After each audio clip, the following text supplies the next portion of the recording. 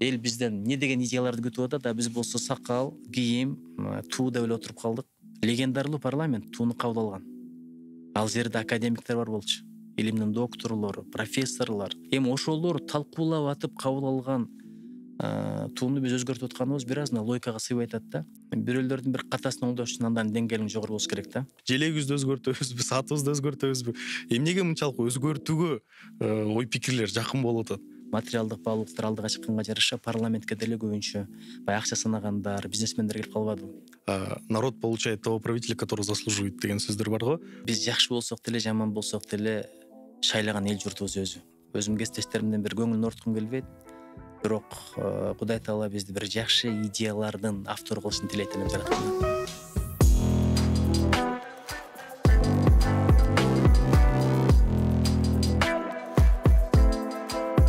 Салам достор, бизде бүгүн өтө керектүү подкаст болмокчу. Анткени биздин акыркы жаңылыктарды окусаңар өтө талкууланып жатат. Элибиз талкууланып жатат. Анткени жаңылыктар бизге мындай ачыгын айтканда жакпай жатат. Бул мыйзам долбоорлор, желекти өзгөртүү боюнча паранжага тыюу салуу, анан ошого жараштуу биз конок менен ошол темалар жөнүндө сүйлөшөбүз дедик.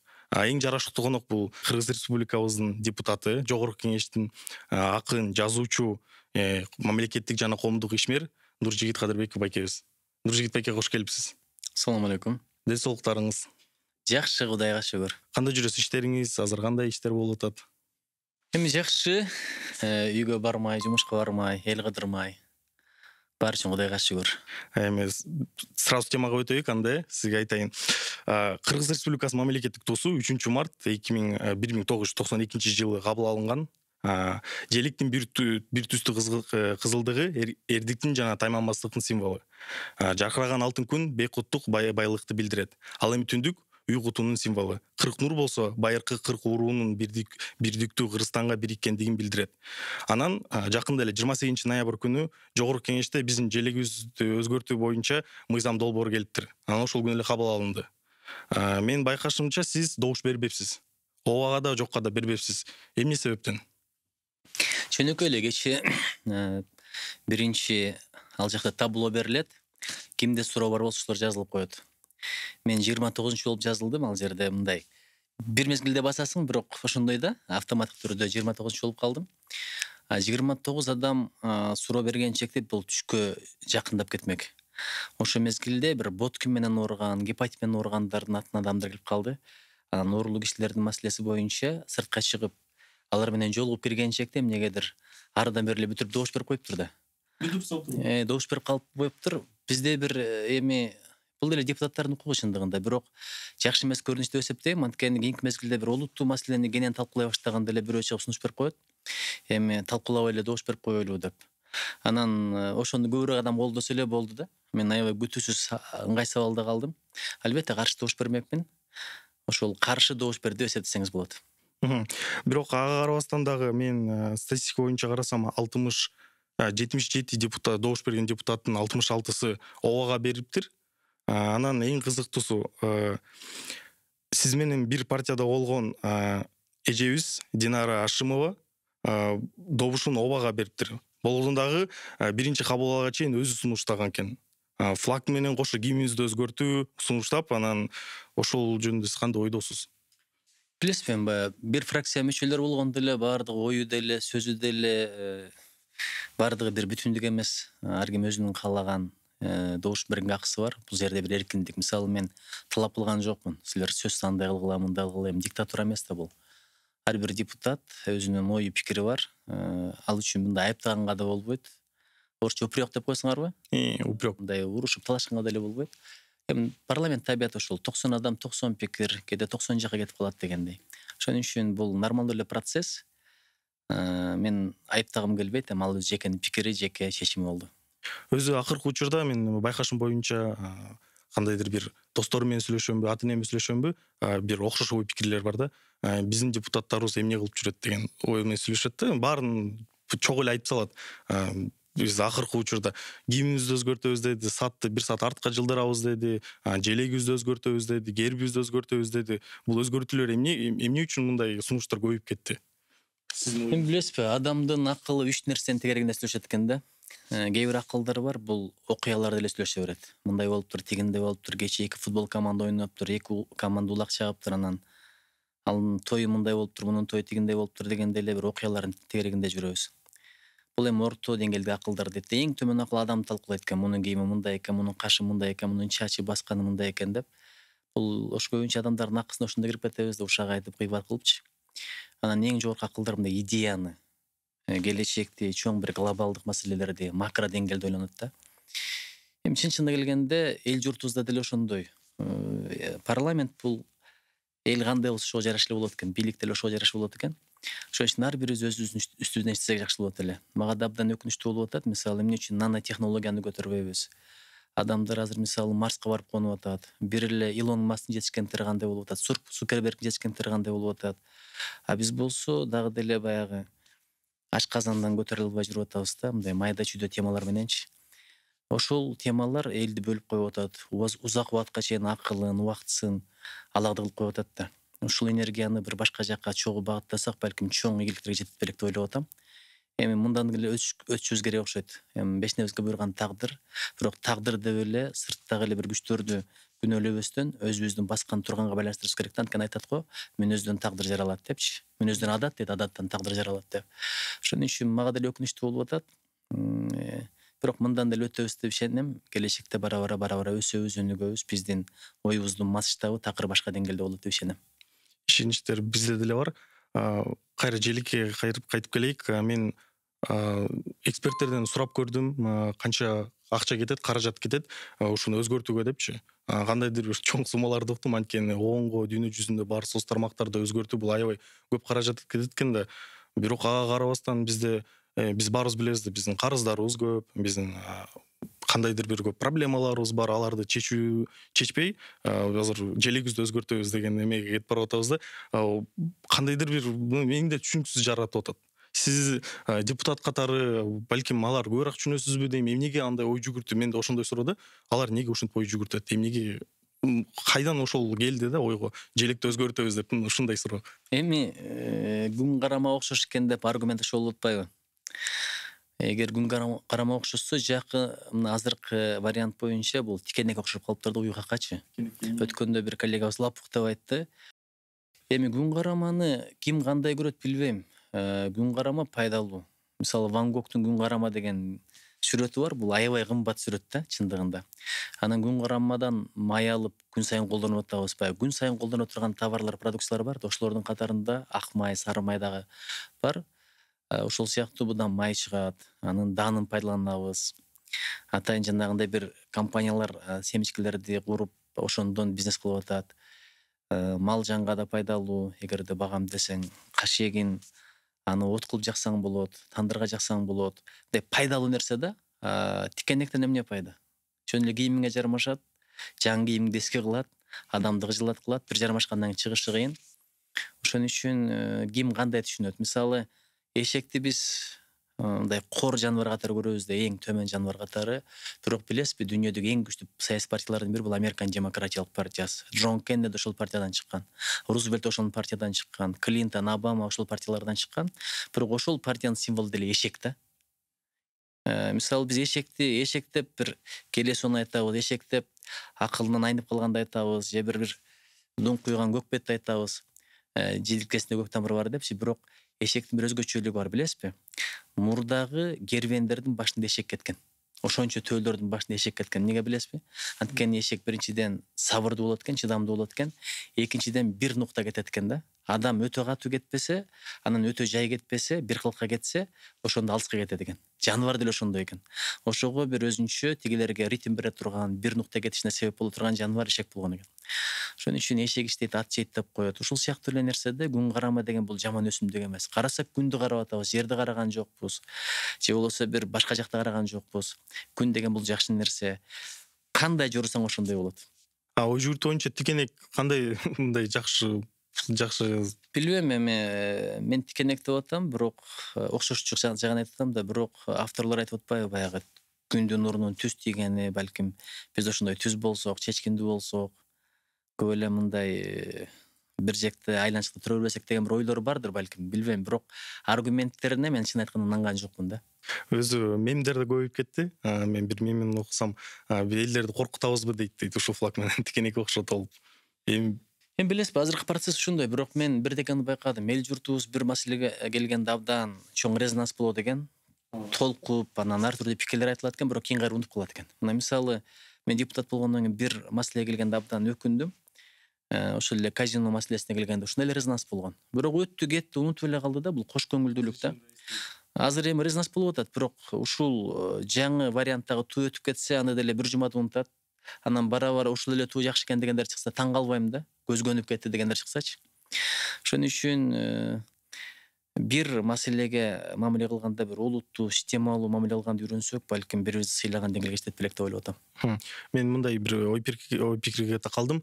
Айтат, желекти өзгөрткөндө, өзү мындай бир нерсени өзгөрткөндө мамлекетте кандай бир жаңы главанын башталышы деп туруп өзгөртөт экен да көбүнчөлөрчү. Бизде ушу өзгөрүүгө чейин биздин азыркы желегибиз менен болуп аткан биздин деңгээлибиз, анан желек өзгөргөндөн кийин кандайдыр бир жаңы деңгээл пайда болобу? Биз мындай кандайдыр бир жаңы жашоо, жаңы глава баштайбызбы? Эгер өзгөрүлсө да. Билесизби, биз мындай өзгөрүүнү сырткы ритуалдар менен байланыштырган туура эмес. Өзгөрүүнү өзүңдөн башта деген сөз бекер эмес да. Өзгөрүү өзүңдүн жүрөгүңдөн башталат. Анткени жүрөк өзгөрмөйсөн адам өзгөрбөйт. Чачын өзгөртүп, кашын өзгөртүп, анан кашка каш улап, чачын боёп, азыр эми укмуш эле стилдер чыгып атат жанагындай. Кийингендер да башкача болуп, бирок андан адамдын сапаты өзгөргөн жок да.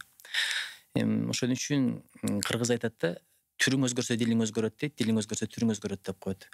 Ошого өткөндө ушул туу боюнча мага суроо бергенде журналисттер ушул жоопту бердим, эмнегедир тилимден ушул сөз чыкты. Ишибизди оңдотсоң жакшы болмок. Ой жүгүртүүбүздү, акыл деңгээлибизди, руханий дарыметибизди оңдотсок жакшы болмок. Ошон үчүн кыргызда бир сөз бар да, ичиңди оңдо, сыртыңды жөңдө деп. Ичиң оңолмойсо сыртың оңолбойт. Молдокилер айтат го, Алла таала менен мамилеңди оңдомойсоң, адам менен мамилең оңолбойт деп коет. Акыретиңди оңдобосоң, бул дүнүң оңолбойт деп коет. Анан ичиңди оңдобосоң, сыртыңды оңолош аябай кыйын. Сырт бул эмне болсо деле өзгөрө турган. Канча сулуу болбо, жылдан жылга карыган сайын ал чырайы кетет. Бел бекчейет, көз чекчейет дегенде, бирок ички сулуулук жылдан жылга чырайына чыга турган нерсе да. Ошон үчүн адамдын денеси бар, руху бар. Рух жок болсо дене канчалык сулуу болсун апарып жерге көмүп коесуң.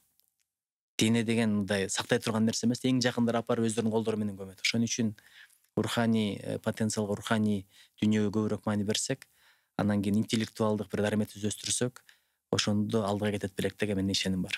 Ошо өтө керемет. Мен да ушул ой сиздин оюңузга кошулам. Анткени биз өз пикирибизди өзгөртпөсөк, өзүбүздү өнүкпөсөк, башка мамлекеттен бир нерсе требовать эткен неправильно да, орусча айтканда. Өзү эме деген бар го, народ получает того правителя, которого заслуживает деген сөздөр бар го. Анан мындай суроо да, элибиз канчадан бери ушундай эле сиз айтып кетип аткандай бир талкуу чыгат, анан кийин резонанс болуп туруп, ага унутулуп калат депчи. Анткени биздин ой жүгүртүүбүз элибизде ушундай болуп калыптыр да, бат бир нерсе талкууланат, анан болуп унутулуп калат. Биздин өнүгүүбүз үчүн эмне керек, элибизди өнүгүүбүз үчүн эмне керек, кантип өнүктүрсө болот? Мамлекеттик деңгээлдечи кандай мыйзамдар биздин элибизди мындай өзгөртүүгө алып келиши мүмкүн сиздин оюңуз боюнча? Мен бетке ишенем, ой жеткен жерге бой жетет. Мына мисалы азыр телефон бир мезгилде ой болчу. Сиз эми жашыңыз канча да билбейм, сенин жашың канча да? 20 Мындан 20 жыл мурда ушундай телефон колуңда болот десе, чыга баштаган чындыгында BTL, KTL деп чыга баштаган. Бирок мындан 25 жыл мурда ушундай телефон болот десе, мээң айнып калган эмеспи дей турган эле адамдар элек да. Андай болушу мүмкүн эмес депчи. Ушинтип отуруп баратып телевизор көрөсүң, кино көрөсүң десе, андай болушу мүмкүн эмес деп көрдүңүзбү? Бирок бир адамдардын ою ошол жерге жеткен, аракет кылды, акыры бою жетти да. Ошон үчүн биринчи ойду оңдосок, экинчиден өзүгө болгон ишеним керек да. Өзүң ишенбесең башка эч ким ишенбейт. Азыр чындап эле адамдар Марска конуп атат, жылдыздагы согуштарды баштайбыз деп коркутуп атат. Жанагындай бир жасалма кулактарды азыр жасап атышыптыр. Жана жасалма интеллекттер иштеп аткан заман. Кытайга барсаң бут эле жасалма интеллект. Электромобилдерди караңыз. Биз болсо дагы деле баягы ким тойдо канча кой сойду деген ой менен эле жүрөбүз да. Качан той өткөзө калсак, анан жээнтиник той өткөзө калсак, кыз узата калсак, анан акча топтосок дегендей эле бир деңгээлде жүрүп атабыз чындыгында. Ошон үчүн ойду бир алыска таштасак жакшы болот эле. Бүт дүйнөнүн акчасы биздин чөнтөктөгүдөй эле мындай чоң кыялдарды кылсак жакшы болот эле. Анан экинчиден ынтымак, баягы бирин бири колдогон эл болсок, алга умтулган бирөө болсо, ошого дем берген эл болсо, илим билимге умтулгандар бар, бир жаңылык ачып аткандар бар, ошондой эле бир инновациялык долбоорлорду сунуштап аткандар бар. Ошолорго бир жок дегенде сөзүбүз менен дем бере турган эл болсок, алдыга кетет элек. Анткени мындай адамдын тарыхы таржымалы деле ийгиликке муктаж экен да. История успеха деп бекер айтпайт экен да. Бир жолу бир ийгиликке жетип алсаң, ошол өзүңө ишеним тартуулайт, анан дагы алга кете бересиң. Ошол жакта айтат элем. Анан менин камын көрүш керек го дейм. Сизге өзү көп адамдар кайрылат. Муну баарыбыз эле билебиз. Кандайдыр бир ошо сиз айтып аткандай кыйын балдар келди эле, кыйын балдар кыздарымда өзүнүн сунуштары менен кандайдыр бир мамлекетти өзгөртүп сала тургандагы бир кандай сунуштар менен келип көрдү беле сизге? Эми кыйын балдар көп. Мына чет өлкөдөгү балдардан жакшы сунуштар келет. Алар аябай таасирленет. Эми Германияда мындай экен, Японияда мындай экен. Бирок билесизби, Германиянын өзүнүн чындыгы бар, биздин өзүбүздүн чындыгыбыз бар. Кандай болбосун, ашказан көңгөн тамагын жакшы сиңирет экен да. Мисалы, элестетип көрүң, чет өлкөдө жүргөндө биздегидей бешбармакты таппайсың, биздегидей палону таппайсың, мантыны таппайсың. Ошол сыяктуу эле кыргыздын чындыгына жорулуштурмай сайын чет өлкөдөн алып келип эле копия кылып, ал бизге сиңбей турган нерсе. Бирок жакшы ой, жакшы идеясы бар балдар бар. Мындай жөнөкөй эле долбоор, мисалы, бир адамдан бир китеп кандай сонун долбоор. Капырагайдын мисалы, энелер мектеби кандай сонун долбоор. Өткөндө бир Айзада деген айым таласка барганда Үрмарал деген айылдан болот экен. Ошол айым жакшы аял долбоорун баштаптыр да, кыргыз кызы дегенчи. Келечекте жакшы жар болуш үчүн, жакшы эне болуш үчүн деп туруп өзү долбоор баштаптыр. Ошол долбоордон чыккандардын кайненелери кийин келип рахмат айтыптыр да. Абдан сонун тарбия берипсиңер, биз ыраазы болуп атабыз депчи. Мындай бир жөнөкөйлүктөн эле башташ керек. Анан баягы жогорку материяны айтып, басмадан түшүп калган деле туура эмес. Бирок жакшы ой, жакшы идеясы менен келгендер абдан көп. Биз болсо башка мамлекеттин подкасттарын карайбыз да, алар менен бир кадамда өнүккүзү келет. Анан ал жакта көп подкастта мындай окумуштуулар келет да, окумуштуулар өзүнүн физиктер, математиктер, анан кандайдыр бир теорияларды айтып, научный бир мындай тааныштырып өтөт да. Анан мен Кыргызстанды издеп көрөйүн дедим. Окумуштууларды кандайдыр бир бийик жетишкендиктерди таптым Google'дан. Бирок аларды мындай биздин соц тармактарыбыздан же кандай бир сайттарыбыздан табыш мүмкүн эмес экен. Биринде тапкан жокмун. Сиз өзүңүз билесизби мындай бир-эки окумуштуу биздин аябай бийик деңгээлге чыккан? Азыркы учурда. Эми билесизби, баягы интроверттүү адамдар болот да, экстраверттүү, интроверттүү. Бизде деле подкастка мындай экстраверттүү деген эмоционалдуу, баягы сезим менен сүйлөгөндөрдү ушундай кабыл алган элбиз да, өзү чыгармачыл, өзү эмоционалдуу элбиз да. Бирок мен деле кээде атайын орустардын каналдарын ачып көрүп калам, америкалыктардын, япондордун. Аларда ушунчалык бир жаңы ойлор, жаңы идеялар, илимий ачылыштар, анан сөз байлыктары да башкача. Кыргызча сүйлөгөндө байкасаңыз, неме деп сүйлөгөндөр абдан көп да, мындай сарняктап коет, мите сөздөрдү колдонгондор абдан көп. Эмнегедир түркчө уксаң, түрктөрдүн жаш балдары дагы сөзгө бай. Орустардын жаш балдары да сөзгө бай, өзбектер укмуш. Керек болсо мына казактар деле бара-бара мындай тилин оңдоп баратат да. Ошон үчүн мисалы бизде ушунчалык бир популярдуу кээ бир блогерлер бар, кээ бир гезиттер бар, кээ бир вебсайттар бар. Чет өлкөдө болсо аны окумак эмес да, мындай желтая пресса деп маани деле бермек эмес.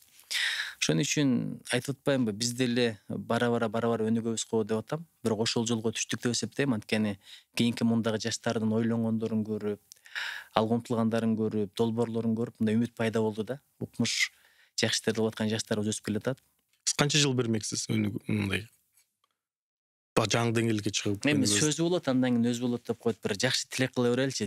Жакында Кудай берсе аз эле калды деп айта берели. Анан көп адамдар бар да, өздөрүндө бир үмүт жок, ошол үмүт жоктукту башкаларга да берет да. Негативдүү адамдарды укпаш керек. Өзү соц тармакта да негативдүү сиз өзүңүз байкайсыз болушуңуз керек. TikTokто болобу, Instagramда болобу биздин комментарийибизде эң бир мындай ой пикирге кете калганда, Россияда блогер Кыргызстанга келиптир. Кыргызстан жөнүндө ой пикирин жазганда мындай ушунчалык хейт менен жолугушуптур, айтыптыр. Мен өмүрүмдө бирден мамлекетке барганда мындай хейт менен көрүшкөн эмесмин. Кыргыздын эли өтө эме экен депчи. Соц тармакта ушундай ой пикирин сүйлөшүп, мындай жаман сөздөр сүйлөп салат.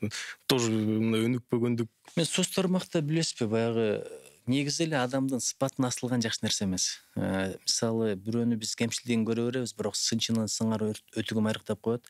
Кимди сындасаң ошол нерсе өзүңүн башыңа келет. Бул турган маселе. Мейли эми хейтер дейбизби, жаман көргөндөрбү, комментарий жазганда мен алардын жаман сөзүнө терикпейм, тарынбайм, бирок сөздөрдү туура эмес жазгандарына аябай капа болом да. Аябай грамматика начарлап кетти. Биздин убакта, биздин аталардын убагында ар бир үтүр точка, тыбыш, белги, тамгаларды укмуш жазат болчу да. Мисалы бирдеге жазып атып бир үтүрдү калтырып кетсең, ошого да маани берген заман эле. Азыр ушунчалык када жазылып атат. Мени кыжылат кылганы ошол да.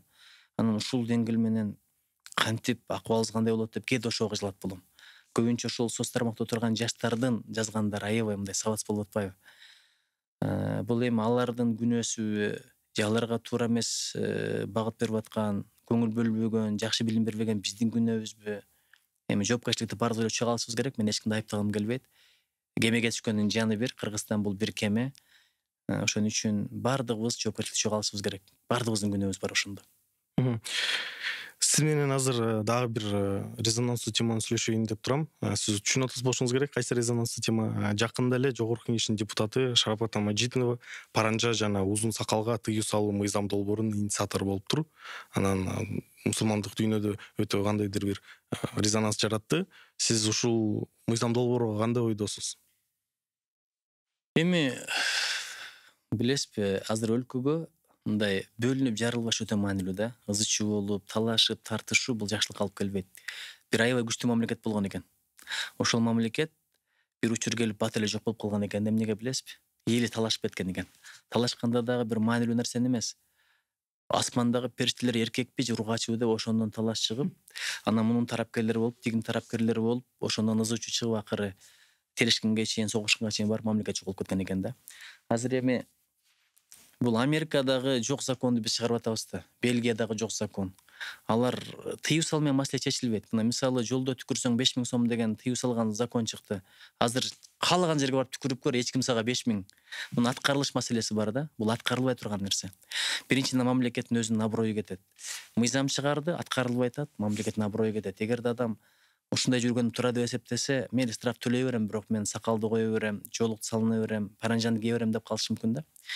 Бул бир. Экинчиден, Кыргызстанда өтө деле ушул маселе жокко, жанагындай бир паранжа маселеси да азырынча келсе, баягы туристтер келип атат. Биз атайын визаны жоюп койгонбуз. Ошол өлкөлөрдөн туристтер келип, өлкөбүзгө көбүрөөк акча алып келсин деп. Жана Катардан келген же бир Кувейттен келгендердин аялдары ошондо жүргөн болот да. Анан эмне биздин милициялар эми тосуп алып, паспортун текшерет, кыргызсыңбы же кыргыз эмессиңби деп. Анда кандай болуп калат туристтерге мамилечи? Ошон үчүн аткарылышын келечегин ойлошубуз керек. Негизи билесизби, кыргыздын өзүнүн формасы аябай сонун. Кыргыздын өзүнүн кийими укмуш сонун да. Бирок ушу парламентте кийимибиз кыргыздын бир колоритинде кийинип атабыз. Мейли аял болсун, эркек болсун. Эми анча-мынча болуп калат. Өзүбүз сыйлабай туруп анан бирөөгө сөз айтсак, бул анча таасири болбой турган нерсе да. Анан эми эжекебиз деле бир билгени, ою, ниети бардыр. Анан мисалы сакалга тыюу сала турган болсо эмне, милициялар сызгы чалып жүрөбү? Линейка алып алып турабы, токточу, мен ченей коеюн. Мынча сантиметр болсо кыркабыз, болбосо жүрө бер деп түшүнө албай атам да. Анан ошол эле мезгилде өткөндө бирөө айтат, мен Швецияда иштеп келдим дейт. Ал жакта жаштар дейт ушунчалык сакал койгонду мода кылып атат дейт. Англичандардын арасында бар, америкалыктардын арасында бар. Бирок эжекем менен сүйлөштүм ачыгын айтканда, бул сакалды киргизбейм деди, макул. Бирок берки паранжа боюнча билесиз эми биздин алымдар эле айтып атпайбы? Ислам боюнча бул паранжа парз эмес. Бетти жаппай жүрсө деле болот. Бирок союздун учурунда деле мына бул жакта жанагы аэропортко бараткан жакта Кавказдан келген туугандарыбыз жашаган хутор деген айыл бар. Советтер Союзунун учурунда черное пятно Советского Союза деген макала чыккан экен. Ошол атеизм заманында, динге тыюу салган заманда булар ушундай жоолук менен беттерин жаап жүрүшкөн да. Эми Союз тыюу салбаган нерсени биз тыюу салып атсак, бул бир аз болсо дагы ортодо бир жарыка кетип атат да, дин боюнча, ишеним боюнча, баалуулуктар боюнчачы. Ошон үчүн эгерде бир максатка жеткибиз келсе, түшүндүрүү жакшы, талим тарбия жакшы, өрнөгүбүз жакшы, анан өзүбүздүн жүргөнүбүз ушул болсо, кийингенибиз ушул болсо, анан сен андай кийин, мындай кийинбе деп, эртеге юбкаңдын узундугу мынча болсун дегенге жетебиз, джинсы кийбе дегенге жетебиз, шортачан жүрбө дегенге жетебиз, майкачан баспа дегенге жетебиз. Ошон үчүн бул мындан бийигирээк болсо жакшы болмок да. Карасаңыз, эл бизден эмне деген идеяларды күтүп атат, а биз болсо сакал, кийим, туу деп эле отуруп калдык. Көчөлөрдү өзгөртүү, анан убакыт алдыга жылдыруу, аркага жылдыруу. Эми мен ушуларды көтөргөн өзүмдүн кесиптештеримден бир көңүлүн ооруткум келбейт. Бирок Кудай таала бизди бир жакшы идеялардын автору кылышын тилейт элем жараткандан. Бир жолу отуруп сүйлөшүп калып, кесиптештерим мененчи мындай ойго келдик. Депутаттарды түшүнгүбүз келет дейт. Мындай ой жүгүртүүсүн да, сизге жана суроо бербедимби? Ошол сыяктуу эле мындай ой жүгүртүүсүн түшүнүш өтө татаал өтө кыйын болуп атат. Мындай бир учурда көчөлөрдү өзгөртөбүз дейт. Мындай обязательно бир нерсени өзгөртүш керек. Мындай атын өзгөртөбүзбү көчөнүн же желегибизди өзгөртөбүзбү, саатыбызды өзгөртөбүзбү? Эмнеге мынчалык өзгөртүүгө ой пикирлер жакын болуп атат? Кандайдыр бир ой жүгүртүүнү келип атат сиздин түшүнүгүңүз боюнча? Баягы бирөө үчүн айтсаң сөз барго, ичиме кирип чыктың беле, мээме кирип чыктың беле, эмне үчүн мен үчүн сүйлөп атасың депчи, мен түшүнөм. Бирок эми мындай адам баа бергенге акысы бар, ойлонгонго акысы бар. Мисалы спорт зал болсо, мындай бокс менен машыккан зал болсо, анан сыртына кафе деп жазып койсоң деле анан эчтеке өзгөрбөйт да. Ошон үчүн бул эми бир оозумдан жаман сөз чыгып кетпесин. Эми билесизби, биз жакшы болсок деле, жаман болсок деле шайлаган эл журтубуз өзү. Мен эмне үчүн мен бирдекени айткым келип атат. Карасаңыз, жакында биз мыйзам долбоорун киргизип атабыз, биздин фракция. Шайлоо учурунда мисалы бир кандидат 500гө чейин ишенимдүү адам жалдаганга акысы бар. Эми элестетип көрүң. 500 адамды ар бирине 20 миң сомдон төлөп берсең, бир айда бир канча миллион кетип атат да, миллиондогон акча кетип атпайбы? 500гө мына 1000ден төлөп берсең деле 500 миң болуп атат. Эми 10 миллион адам 10 миллион сомду сен айлыкка төлөп берип атасың да. Бул деген сөз жалаң акчалуулар шайлоого катышыш керек, ошолордун жеңүүгө шансы бар деген эле сөз. Эми такыр эле жок кылып койгубуз келбей атат, эми андай мүмкүн эмес, колдоо таппай калат. Ошо 500дү 100гө чыгырып атабыз. Силерге окшогон жаштар дагы эртеге коркпой шайлоого бара тургандай болупчу. Ошон үчүн баягы көп жаштар шайлоого барбайт. Коем барган менен каражат керек болот. Мен каражатым жок болсо, идеямды ким укмак эле деген бир коркунуч бар да. Ошондойлорго шарт түзүп берели деп атабыз. Анан ошондойдон кийин балким мындай мыкты идеялуу балдардын келишине шарт түзүлмөк да. Бир ойлонгон нерсеми айтып берейинби? Мисалы, бирөөлөрдүн бир катасын оңдош үчүн андан деңгээлиң жогору болуш керек да. Легендарлуу парламент тууну кабыл алган. Ал жерде академиктер бар болчу. Илимдин докторлору, профессорлор, акын жазуучулар. Төлөгөн Касымбеков бар болчу. Болот Шамшиев, Төлөм Шокеев, Жалил Садыков, ошол эле мисалы Мамбет Мамакеев ошондо да депутат болсо керек эле мен билгенден. Жамин Акималиев. Не деген адамдар болгон ал чакырылыштачы. Эми ошолор талкуулап атып кабыл алган тууну биз өзгөртүп атканыбыз бир аз логикага сыйбай атат да. Биз алардын деңгээлинде эмеспиз, ачыгын айтайын. Бара-бара мындай материалдык баалуулуктар алдыга чыкканга жараша парламентке деле көбүнчө баягы акча санагандар, бизнесмендер келип калбады. Сүйлөшүүбүздө депутаттар жөнүндө сүйлөшүп кеттик. Депутаттардын деңгээли мурунку депутаттардын деңгээлине төмөн келбейт деп мен айтып кетейин. Ошол сөздөр боюнча эмнеге ушундай болуп атат?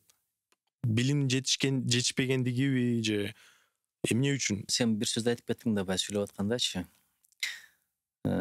Жалпы биз кандай болсок ошого жараша эле депутаттуу болобуз, министрлүү болобуз, башчылуу болобуз дегендейчи. Ошого мен бирдекени түшүндүм да, өзгөртөм деген адамчы ааламды өзгөртөм дебеш керек экен. Бирөөнүн айткан сөзү бар экен, мен өмүр бою ааламды өзгөртөм дедим, өлкөнү өзгөртөм дедим. Бирок аягында түшүндүм, аалам деле мен өзгөрүшүмдү каалап атыптыр депчи. Сен өзүң өзгөрсөң анан аалам өзгөрөт да. Ошон үчүн мындай ар бир шайлоодо жоопкерчилик менен караш керек. Орустардын бир сөзү бар го, моя хата с краю. Кааласам барам, каалабасам барбайм деген мамиледен улам ушундай бир манипуляциялар болуп атат. Ошон үчүн коом кандай болсо ошого жараша эле парламент болот, ачыгын айтайын. Ошон үчүн жоопкерчиликти мен деле алайын, сиз деле алыңыз, баардыгыбыз ошого алалы.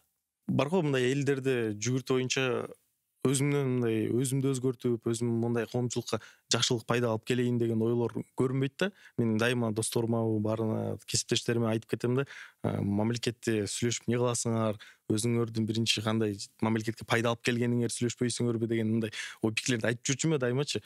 Бирок азыр ага карабастан акыркы мыйзам долбоорлор мени мындай эмоционалдуу түрдө вывел из себя деп коеюнчу. Ошентип айтып кетти. Анан ошол жөнүндө азыр сүйлөшүп отурабыз. Кантип ойлойсуз, биз кандай деңгээлдебиз азыр? Ошол ситуация жөнүндө сүйлөшүп, биз сүйлөшүүбүз кандайдыр бир жардам тиеби, касиети тиеби элге? Кимдин? Туунунбу? Туунун жөнүндө сүйлөшкөнбүз, паранжа жөнүндө сүйлөшкөнбүз. Эми билесизби, азыр негизгиси ынтымакты ойлош керек да. Анткени ынтымак бар жерде ырыс бар, береке бар. Ынтымактуу элдин ырыскысы түгөнбөйт. Анан өзүбүз деле мындай уруу болуп бөлүнүп жүрсөк, регион болуп бөлүнүп жүрсөк, бай кедей болуп бөлүнүп жүрсөк, эми келип алып туруп кандай кийинет деп бөлүнөбүзбү? Тунун тарапкерлери, бул тарапкерлери болуп бөлүнөбүзбү? Иши кылып элди журтту бөлгөн ар кандай иш жакшылыкка алып келбейт да мындай. Мен жакшылык деп эсептебейм ошону. Ошон үчүн мындай жок эле жерден маселе чыгарбай ушунча энергияны, ушунча ойду, ушунча сөз байлыкты азыр туу боюнча эмнеден гана сөздөр айтылган жок. Башка нерсеге багыттасак жакшыраак болот беле деген ойда. Анткени ар бир адамда энергия бар, коомдун энергиясы бар, пассионардык энергия бар. Ошону туура багытка бурмай сайын мындай чалынып чарпылып жүрө беребиз да. Ошон үчүн максаттуу адам чарчабайт деген сөз бар да, бир туура максат койсок, туура миссия койсок, баарыбыз ошого баш койсок. Кээ бир өлкөлөрдү карасаңыз, идеологиясы жакшы эмес. Системасы деле жакшы эмес, бирок күчтүү. Эмнеге билесизби? Ошол туура эмес идеологияга деле бардыгы ишенет да. Бардыгы биригип алып туруп, биримдик болгон жерде мисалы ошол эле Наполеон Хиллди окуп атсаң, бир сонун нерсени мен бала кезимде эле окуп таң калганмын да. Бир батарейканы эгерде учун апарып туруп зымга уласаң, андан эчтеке чыкпайт. Экөөнү уласаң деле, бирок 10-ду 20-ны улаганда кадимкидей бир энергия билинет да, ток пайда болот дегендейчи. Ошон үчүн бардыгыбыздын оюбуз, багытыбыз бир чоң, бийик максаттарга карата бириге турган болсок, баштарыбыз, жүрөктөрүбүз бириксе, аябай күчтүү болмокпуз да. Акыркы подкастыбызда бизге биздин Кыргыз Республикасы мамлекет катчысы келип кеткен Касмамитов байкебиз менен сүйлөшкөндө биз Манасты Курандай окуган элбиз деп. Куран ислам дини биз менен урпактардан чогуу келген, биздин мамлекетибиз менен чогуу нерсеси, бир бөлүгү деп айтканда, анан ошол дин боюнча эки ой пикирлер бар, экиге бөлүнгөн лагерь. Бирөөсү айтат, мы светская страна дейт. Биз СССР малында жашап келип, бизге кереги жок, религия бизде толтур религия жашайт. Геркилер айтат, биз ислам өлкө болушубуз керек дейт. Анан ошол сизден сурагым келип атат да, биз кандай болгонубуз жакшы? Ислам мамлекет болгонубуз жакшыбы же бардык эле религиялар болгону? Билесизби, мындай жөн эле тигиндей же мындай болуш керек деген тандоо бул или деген маселе жок да. Мисалы сиз каалайсызбы, каалабайсызбы, жашооңузда дин бар. Төрөлгөндө азан айтып атыңызды койгон, өлгөндө мисалы адам көз өткөндө баары бир жаназа окулат дегендей. Анан чоң аталарыбыз намаз окуп, ушундай бир нерселер болот да. Ошол эле мезгилде светскость дегендин бир түшүнүк, бир концепциянын бир аныктамасы жок. Өздөрүн сурасаң түшүнбөйт. Светскость деген эмне? Ошолордон сурап көргөн эле. Мы светская страна дейт, бирок түшүнбөйт да. Ушу Норвегиядан бирөө келип айткан, светскость, норвегиялык айтып атат. Кыргызстанда светскость десе эле мындай динге каршы деген түшүнөт экен. Биз светтик өлкөбүз, бирок бүт диндерге эркиндик беребиз. Мен деле динди карманам деп айткан да. Ошон үчүн бул дин менен светтик дегенди карама каршы койбош керек. Атеисттик менен дин карама каршы. А светскость деген бул демократиянын бир бутагы болуп атпайбы? А демократия бардык диндерге эркиндик берет. Болгону ошол дин менен сен саясатка аралашпа, дин менен сен саясий чечимдерди кабыл алба деген эле бир маселе да. Бул эмнеден келип чыккан? Баягы инквизиция заманы болгон билесиз да. Ошондон кийин эле келип чыккан нерсе. Анан ислам мамлекети дегенде мындай оозун толтуруп айтып калат. Тарыхта кайсы ислам мамлекети болгон? Тарыхта мисалы ислам мамлекети деген аталыш болгон эмес, мисалы гана. Пайгамбар Ислам деле ислам мамлекети деп айткан эмес. Андан кийинки Амавийлердики болду, туурабы? Аббасиддердики болду. Осман империясы, ал жакта билесизби? Башка еврейлер жашаган, христиандар жашаган, бардыгына шарт түзүп берген. Анан эле келип алып туруп ислам мамлекети. Кээде ушу айтып калат, мындай Афганистан, Пакистан болуп кетебиз. Өзү дипломатияда бул туура эмес. Афганистан деле, Пакистан деле биз сыяктуу суверендүү мамлекет да. Биз эч качан алардай болбойбуз. Эмне кылсаң деле кыргыз бойдон калат. Биздин менталитет башка, биз көчмөн элбиз. Биз эркиндикти сүйгөн элбиз. Биз жаратылыш менен мамилебиз башкача эл болчубуз. Азыр эми жаратылышты деле сыйлабай калдык, ачыгын айтайынбы? Өзүбүз мактай беребиз, биз жаратылышты сыйлайбыз деп. Анан эми мен мамлекеттик катчынын оюн пикирин абдан сыйлайм. Эми Манасты мындай бир сыймыктанып айтып атат да, бирок ачыгын айтайынбы, азыр Манас билбегендер толтура. Көчөгө чыгып сураңызчы. Манасты сен жаттап жүрөсүңбү, окуп жүрөсүңбү десе, билбегендер толтура. Мындай эпос экенин билбегендер да толтура. Манасты укмуш сюжеттер бар. Мен эң күлкүнчтүүсү комментарийлерде бир мындай сонун күлкүнчтүү суроо болду. Манас деген ким деп суроо бериптир комментарийде. Билесизби, ушундай деңгээлге жетип калдык да. Негизи биз Манасты ушунчалык бир мындай өткөндө Замирбек деген манасчы бар. Үй бүлөм менен барып атайын барлаштык да, сону кылып түшүндүрүп берди. Жубайымда бар болчу, Каниккей эне деди, Манас ата бир жака баратканда, жортулга баратканда бирде жолун тоскон эмес экен. Манас баатыр эми сен барбай эле койчу, ушунча жеңиштерге жетсиң болот да, ошол эми өлүп калсаң эмне болот, семетей жетим калат деп айткан эмес экен да. Дайыма колдоп, коргоп, мындай дем берип турган ошончо ийгиликке жетишкен экен да. Акылай деген аял болгон Манас атабыздын, дагы бир аял болгон. Бирок эмне үчүн Каникей Ноорду өзгөчө? Бул дем берип, колуна кол, бутуна бут болуп, акылына акыл болгон да. Ушундай кылып бир аргументтер менен, анан фрагменттер менен түшүндүрсө башкача да, анан баягы көп адамдар манасты түшүнө бербейт. Чын айтайын, кыргыз болуп туруп түшүнбөйт. Анан кызыкпагандар андан көп. Биз өзүбүз мындай даңазалап мактанабыз, сыймыктанабыз, бирок бизге караганда манас жакшы билген казактар бар. Манас тилик деген мисалы Батыштын профессорлору бар. Ошон үчүн бир башкачараак. Азыр баягы Шайырбек Абдрахманов деген жигит, биздин замандашыбыз. Ошол киши мындай YouTube'дан сонун кылып түшүндүрүп берип атат да. Азыр манаска болгон мамиле өзгөрүп баратат. Ошон үчүн эми мактанганыбыз, сыймыктанганыбыз жакшы, бирок иш жүзүнө келгенде мына көчөгө эле чыгып сураңыз. Манастын сюжеттери бар, мисалы туруктуу. Жанагы чоң жинди болуп эмне үчүн аталган, Ошпурга берилген жери, эмне үчүн Алтайдан бул жака көчтүк, ага чейинки тарыхы, Манастын ата бабалары, эмне үчүн ушундай белин бууп чыкканга аргасы болду, эмне үчүн баягы жортулдар жасады, кырк чорону эмнеге топтоду. Кырк чору деген өзүнчө бир чоң философия. 40 жактан чемпион. Бири стратег, бири тилчи, бири дипломат, бири баатыр. Ар биринде бир чоң маани жатат да. Ошон үчүн ар түрдүү варианттар бар. Мисалы Жусуп Мамайдыкы өзүнчө, Саякбай атаныкы, Сагынбай атаныкы, илгери Баалуу кооз деген болгон экен. Азыркы манашчылардын өздөрүнүн варианттары бар.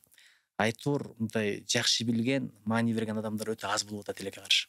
Ошол аз болуп атканда менин оюмча кандайдыр бир таасир этип атат. Бизге, менин урпактарыма, менин кичүүлөргө дагы, менин улууларга деле айта берейин. Мен мындай бар го башка мамлекеттер, биз ачыгын айтканда Кыргызстан мамлекети, биз кичинекей мамлекетпиз, Орто Азиядага жайгашкан. Анан бизге өзүнүн мындай кандайдыр бир влияниясын көп мамлекеттер киргизгиси келет. Мен өзүм байкашым боюнча американский СМИлер кандайдыр бир каржыланган, эми баарыбызга эле ачык го дейм кайсы СМИлер жөнүндө айтып атканым, каржылап кандайдыр бир биздин элге өзүнүн религиясын киргизеби, эмнеси, ой пикирин киргизеби, бизге влияние көрсөткүсү келет. Россия, Кытай, ушул толтура мамлекеттердин арасында ушундай толтура ой пикирлер, интернеттин жаратылышы менен баары кыйын болуп калды. Кантип кыргыз болуп калабыз? Бул ата энелердин жоопкерчилиги. Ата энелердин жоопкерчилиги кыргыз болуп калыш үчүн сен өрнөк көрсөт. Мисалы сөз байлыгынын жарымы, мисалы бир кыргыз тилинде сүйлөгөндө башка тилдерден кошуп сүйлөйбүз. Мен ошо кыйналып сүйлөйм, өзүңүз байкашыңыз боюнча. Сен азамат экенсиң, мен сенин подкасттарыңды көрдүм, эки тилде бирдей сүйлөгөн. Бул деген сөз башка тил үйрөнбө деген сөз. 70 элдин тилин бил дейт, 70 элдин дилин бил дейт. Бирок өзүңдүн тилиңди унутун эсебинен эмес да. Бул бир. Экинчиден, жети атаны таанып жүр деген бекер эмес. Жети ата деген жөн эле жети атанын аты эмес. Алардын кылган иши, сага эмне өрнөк калтырды, кандай кадыр бар калтырды. Сен эмне үчүн баягы Чыңгыз Айтматов менен Муктар Шакановдун Аскада калган аңчынын ыйы деген чыгармасы бар, экөөнүн диалогторучу, Сократты эскерүү түнүдө. Ошол жерде айтып атпайбы? Эмне үчүн жети атаны билиш керек деген бул жоопкерчилик экен да. Мени жети тукумун билет. Ошондо бир ат уурдап койсом, мунун бабасы ат уурдаган деп жаман аттуу болуп калбайын, ушакчы болуп же ууруу болуп же бирөөнүн акысына кирип, ошон үчүн жакшы жашап өтөйүн, мени менен укум тукумум сыймыктангандай болсун деген бир жоопкерчилик болгон экен да. Ошол жактары бар. Анан балага бир жомок окуп берүү бул аябай сонун нерсе экен да. Азыр баласына жомок окуп берген ким бар? Мен эми мына акыркы күндөрү мен деле окуп бере элекмин балдарыма жомоктучу. Өткөндө кыздардын өзүн каарман кылып жомок кылып айтып берсем аябай күлүштү да. Ошон үчүн балдарда сотка тарбиялап атат. TikTok, Instagram, ошол жактан кайсыл контентти көрсө, ошол акылына сиңип атат, жүрөгүнө сиңип атат. Жүрөгүнө сиңген денесинен кайра амал болуп чыга турган нерсе да. Ошондой. Анан кийин мурда баягы дөбөлөрдө туруп алып бабалардын санжирасын укканбыз, нарықтуу кептерин укканбыз, кеп кеңешин укканбыз.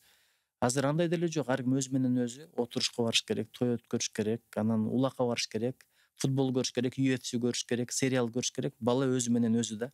Анан эртең бүрсү күнү бала бир проблема жаратса айтабыз, начар чыгып калды деп. Сен ага минет кылдыңбы, мээрим бердиңби, убакыт бердиңби, таалим тарбия бердиңби, кептин баары ошондо. Мен эми бул боюнча терең сүйлөгөндөн деле корком, анткени өзүмдө деле кичинекей балдарым бар. Кудай өмүрүн берсин дейм, ыйманын берсин дейм, багын берсин дейм. Эң чоң сыноо, эң чоң арман баланы жаман чыгып калыш. Анан балаңдын кулк мүнөзү да жаман болсо, өзүнүн түбүн тегин билбесе, Чыңгыз атабыз Маңкуртtu ошон үчүн жазды да.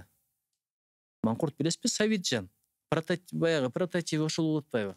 Ал өзү кругозору кеңири, азыркы космосту сүйлөп атат, азыркы технологияны сүйлөп атат, бирок теги менен иш жок болуп калбадыбы? Эң чоң арман ошол да. Кайда барарыңды билсең, кайдан келгениңди унутпа деген бир сөз бар. Сизди ошол биринчи жолу таанышканым шайлоодо сиздин насааттарыңызды угуп, кандайдыр бир ой пикирлериңиз аябай жаккан да магачы сүйлөп атканыңызда. Мындай жаштарга кандайдыр бир сунуш калтырганыңызды суранам. Кандайдыр бир өзүңдүн тилиңдин деңгээлин, өзүңдүн ой жүгүртүүңдүн деңгээлин өзгөртүш үчүн, өсүш үчүн кандай китептерди окусак болот, кандай контенттер көрсөк болот сиздин? Билесизби, кызык. Мисалы, биздин аталардын сөздөрү бар да, колго кирген китапты окуй берет элек деп. Ал заманда китеп аз болчу. Өзгөчө айылда чоңойгондорго мисалы Толстойду аз эле чыгармалар которулганда, же болбосо Сервантестин, же Джек Лондондун, же Майн Риттин, же билбем Жуманын, ошон үчүн аларды окуп колго тийген деген ошол да. Бирок азыр колго тийген китепти окуй бербеш керек. Тандап окуш керек. 2010-жылы Google эсептеп бергенде 129 миллиондон ашык китеп бар экен. Андан бери деле бир 150 миллионго жетип калды го дейм азыр. Арасында кереги бар, керек эмеси бар. Азыр эми бир аз акча төлөп эле байлар ата-бабалар мактап атат, тарыхты бурмалап атат. Ошого баягы кээде бир мындай чаттарга кирсең, ушул китеп жакшы экен деп жазып калат, ошолорду окуган жакшы да. Же болбосо рекомендация мындай эң мыкты 100 китеп, эң мыкты 50 китеп, анан Билл Гейтс ушуну сунуштайт, Түкүнчү муну сунуштайт дегендерди бир карап көрүш керек. Анан азыр мен мындай пробка учурунда, тыгын учурунда көп адамдар аябай кыжылат болот, бирок мен сүйүнөм. Эмнеге билесизби? Анткени аудио китеп угам. Бирок аудио китеп дегенде баягы мотивациялык китептерди аудиодон укпай эле коюш керек, анан окуш керек. Бирок адабий китептерди уксаң болот да. Мисалы мен канча жазуучуларды ушу аудио китептен тааныдым. Мисалы Абдилап Матисаков деген абдан жакшы жазуучубуз бар экен. Мен мурда билет элем, бирок чыгармаларын окуган жок элем. Зина Кампасаңова, Нуралы Капаров, же болбосо Топчугүл Шайдуллаева. Өзүңдү тааны. Мен япондордун бирдекесин багладым, алар Толстойду билеттир балким, Жуманы билеттир, же болбосо билбем Байронду билеттир. Бирок өздөрүнүн жазуучуларын биринчи орунга коет да.